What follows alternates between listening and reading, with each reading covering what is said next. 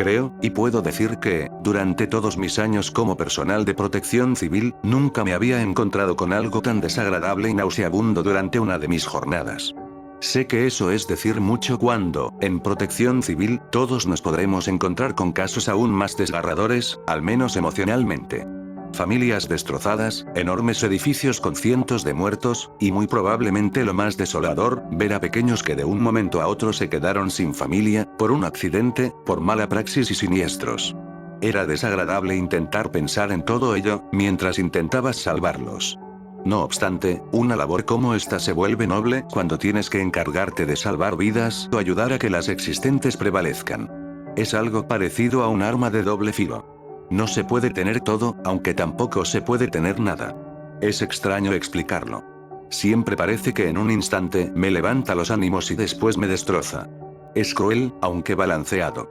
Pero esto que les diré, no solo se ha vuelto en algo que recuerdo diariamente, al menos, preguntándome cómo es que eso llegó a ser así. Les prometo algo, inclusive se los doy por escrito. Cualquier cosa que fuera atroz ante cualquier mirada, me era algo de críos. Yo, en mi tercer año como personal de protección civil, tuve gran parte del tiempo mucho trabajo, al menos, durante un período de lluvias torrenciales. Las noticias decían que ese iba a ser el año más húmedo en la ciudad desde 1967. Eran inicios del siglo XXI, y apenas parecía verse distinto. Claro, algunos locales de comida y puestos de ventas varias estaban cerrados. Creo que un lugar de colchones dejó de venderlos por su fracaso financiero, pero en esencia, era idéntico. Una postal con pequeños cambios, pareciendo más una de esas imágenes de Encuentra las 5 diferencias. Sin embargo, a mediados del 2001 hubo una temporada de lluvias torrenciales, tan fuertes y constantes, que en muchas ocasiones tuvimos que sacar a varios automóviles de la carretera con grúas.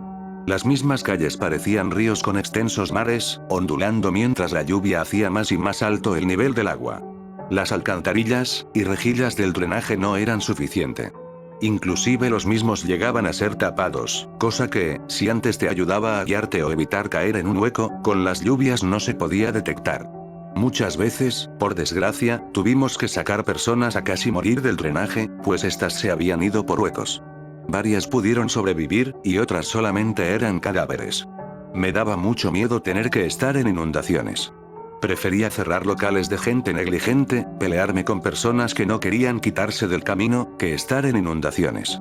Además de ello, lo obvio de la incomodidad de tener agua hasta el cuello no lo hacía más afable. No obstante, dentro de todo, había algo que siempre me ocasionaba algo de curiosidad.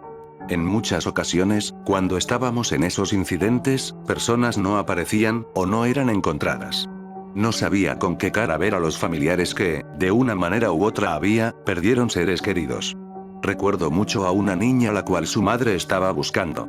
Esa niña estaba en silla de ruedas, la cual no podía tampoco mover una de sus manos, y tenía la mitad del rostro caído. Tuvo un derrame cerebral, pero al final vivió, aunque tras esa inundación no pudo contarlo. Ellas estaban en el punto más álgido de la inundación. Pudimos sacar a la madre del coche, e íbamos por la hija, sin embargo, un camión de carga fue arrastrado por la corriente de agua y cayó encima del coche. El auto quedó destrozado y el camionero falleció, encontrando su cuerpo con la cabeza aplastada y repleto de trozos de su cerebro en la cabina del conductor. El cadáver de la niña jamás lo encontramos. La silla de ruedas que estaba en la parte trasera estaba destrozada, y ni siquiera hablaré del auto.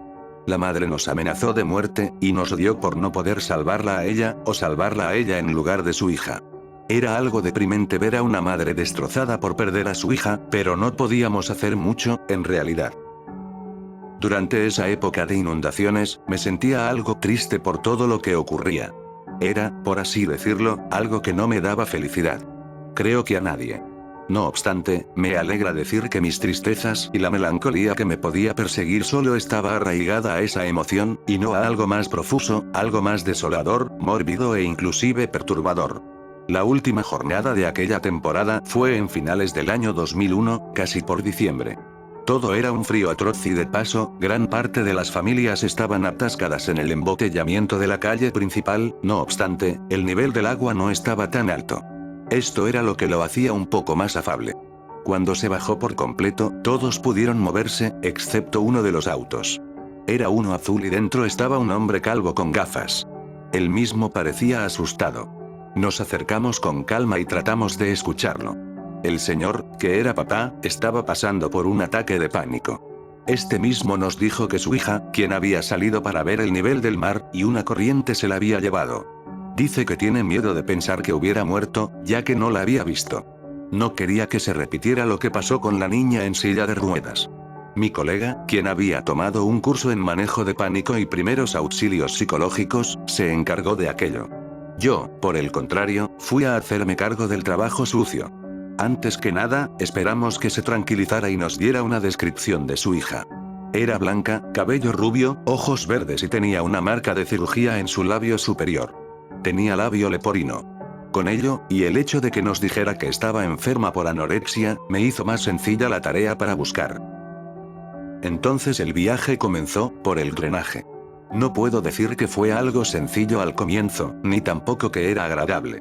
La mierda y basura inmunda de la alcantarilla estaba al borde, y tuve que limpiar un poco la zona con algo de agua a presión, aunque me daba un poco de grima pensar que no era suficiente. No teníamos guantes y yo ya había perdido los míos, por lo que tuve que bajar, tocando el borde del alcantarillado con las manos desnudas, inclusive si eso significaba tener que tocar mierda, bacterias y enfermedades varias. Era una extensa escalera hacia abajo, y por fortuna la misma estaba algo limpia, aunque había restos de ropa y animales en algunos barandales.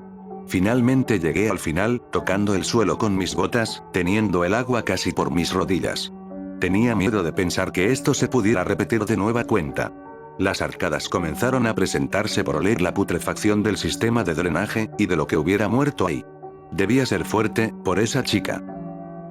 Comencé a caminar, sin un rumbo fijo, pues todo era tan difuso que podría decirse que todo era igual.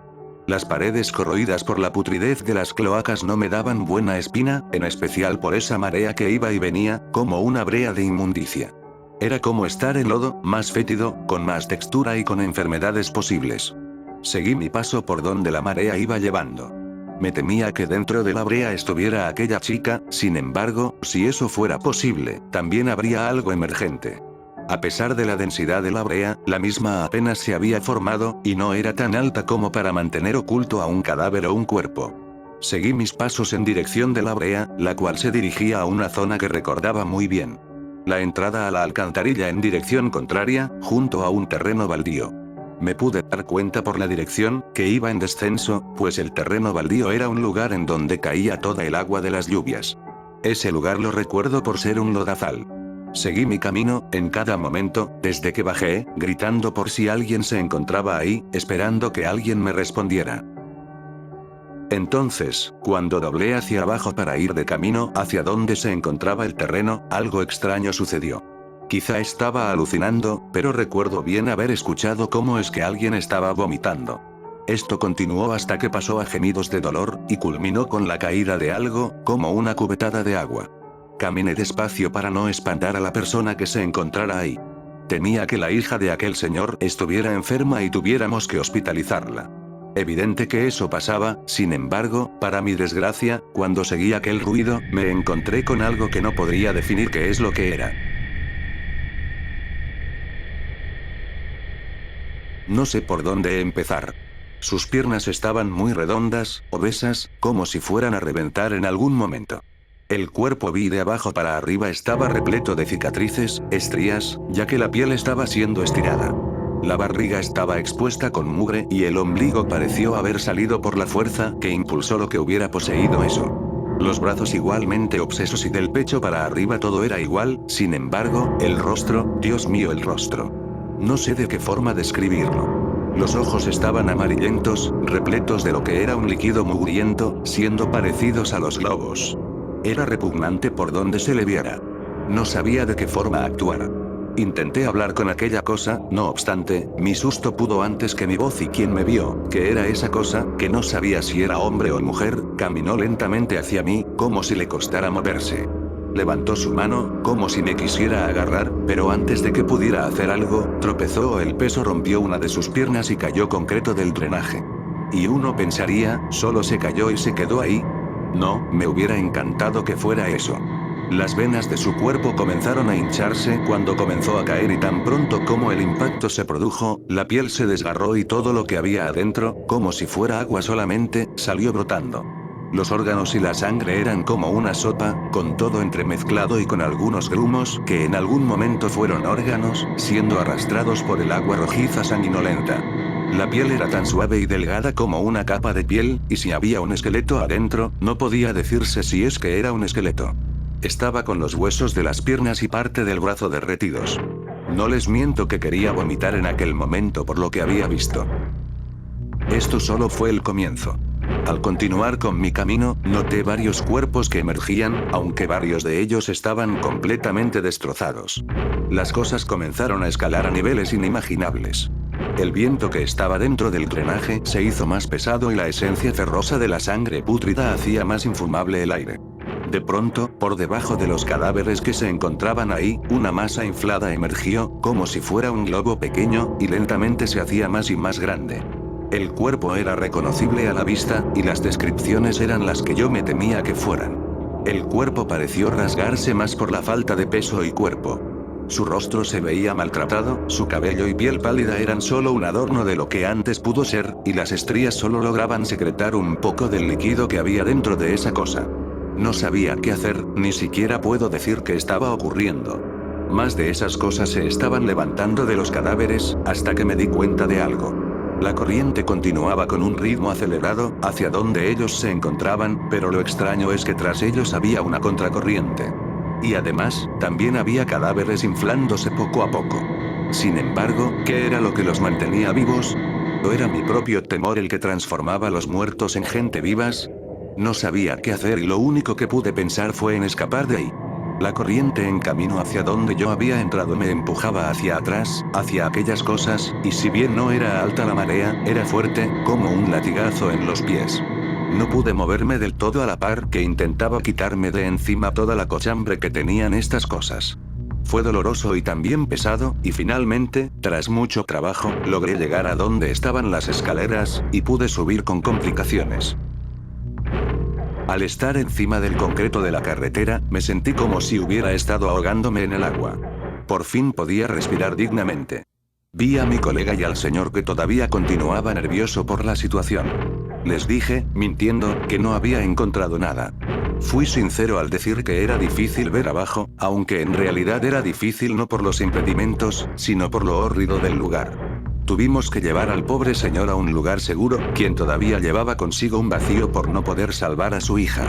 Me sentí mal por él y me sentí peor al pensar que otra vez había sido igual que con aquella niña en silla de ruedas. Ya ha pasado demasiado tiempo, muchos años inclusive.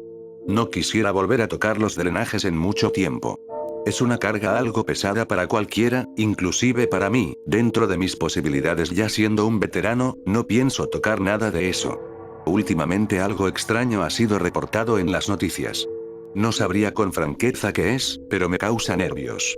Las ratas parecen haber crecido más de lo usual, y parece ser que no es la primera vez en que algo anormal ocurre ahí.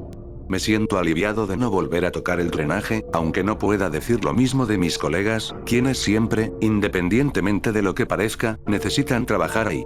Me pregunto si las cosas pudieron ser diferentes, pero la respuesta se mantiene inmutable. No es distinto el final, porque tales cosas yo no pude ni podré controlar. Solo espero que esos hayan sido los últimos globos muertos que hayan existido, y aunque no es tan sencillo, soñar no cuesta nada.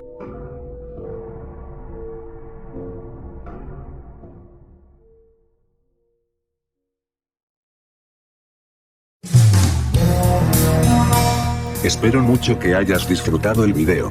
Como siempre, si quieres apoyarme para más historias como esta y otras más, no olvides suscribirte, darme like, comentar y activar la campanita para estar al tanto.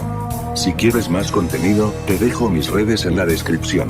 Soy HR Banta. Adiós.